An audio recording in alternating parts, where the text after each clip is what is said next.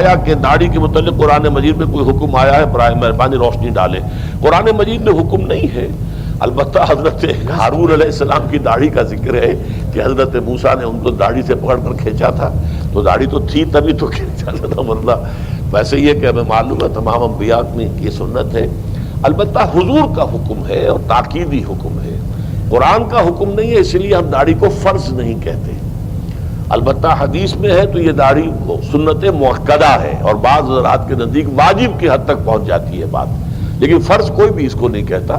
لیکن واجب شے جو ہے، سنت مؤکدہ جو ہے، وہ بھی اس کی پیروی ہونی چاہیے.